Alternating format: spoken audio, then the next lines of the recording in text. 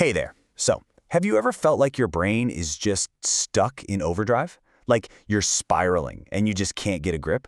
Well, today we're going to dive into a super simple mental hack that helps you take back control in those exact moments of panic. I know. It sounds a little too good to be true, doesn't it? Stop a full-blown panic with just one word. But seriously, what if you could? We're about to look at how this one tiny little shift in the way you talk to yourself can have an absolutely massive impact. You know that feeling, right? We've all been there. It's when a problem stops being just a problem and suddenly feels like, well, like everything. Your whole world is caving in, your heart's pounding, your thoughts are a total mess, and it feels like you're caught in this crazy internal storm. You're not just feeling the emotion, you're drowning in it. So here's the wild part. When you're in that state, pay attention to the words bouncing around in your head. It's almost always about I can't handle this. I'm gonna fail. I am so stressed out. See, when we use these I statements, we're doing more than just describing a feeling. We're basically becoming that feeling. The panic isn't something we're experiencing, it's something we are. And that, right there, makes it feel impossible to escape. Okay, so how on earth do you break out of that loop? Well, the answer is way simpler than you'd think. It's this powerful little mental hack that doesn't take months of practice. It's all about creating just a little bit of space, a little bit of distance. All right, so there's an official name for this trick. It's called self-distancing, and the core idea is really straightforward. You just start talking to yourself in the third person. Yep, use your own name. So instead of thinking, oh my God, I am so stressed, you switch it to, okay, your name is stressed. It sounds like such a small thing, but trust me, it's a huge deal. Here's probably the best way to picture it. When you're stuck in I mode, you are literally inside the hurricane. You're being thrown around, you can't see anything, it's just total chaos. But the second you switch to using your name, boom, you've instantly taken a step back. You're now in a safe spot on a hill, just watching the storm.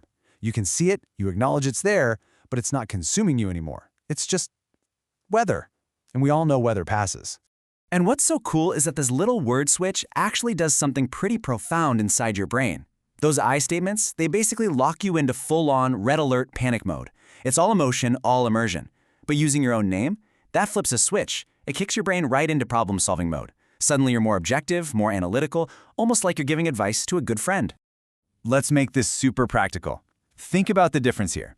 I am overwhelmed. I mean, where do you go from there? It's a dead end, right? It's a statement of fact. But your name is feeling overwhelmed. See? That's just an observation. Or how about, I can't do this? That's it. Game over. But if you ask, what can your name do about this? That's a question. It completely reframes the situation and opens up a doorway to solutions. And look, this is not just some feel-good psychological trick. This is real neuroscience. Studies have actually shown that when you use your name, you are literally changing your brain activity. It quiets down the emotional, reactive parts of your brain and fires up the parts responsible for logic and self-control. So you're not just playing a mind game, you're actively rewiring your response to stress in real time. All right, so you're probably thinking, okay, I get it. This is cool. How do I actually do this?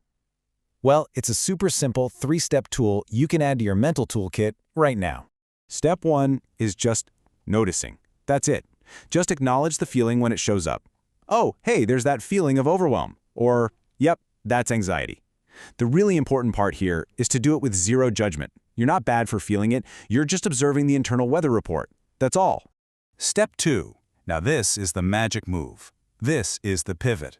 The second you notice that feeling, you make a conscious decision to flip the script in your head. So instead of letting that, I'm so stressed, thought run on a loop, you intentionally rephrase it. You say, okay, your name is feeling stressed right now. This is the moment you create that little pocket of space for yourself. And then, step 3. This is where you go from just observing to actually taking action. You ask yourself a simple question. What is the next wise step for your name to take? Just by asking it that way, you've completely changed your role. You're not the person panicking anymore. You're the calm, wise advisor looking for a smart solution. You become your own best coach. When you boil it all down, it really comes back to this one incredibly powerful truth. The words we use, even the ones just inside our own heads, they aren't just describing our reality. They are actively creating it, moment by moment. So, the next time you feel that storm brewing inside, and you will, we all do, just remember you've got this tool. You have a choice. You can step outside the storm, use your name, and be the one who charts a path through it. So the only question left is, how are you going to use your name to rewrite your story?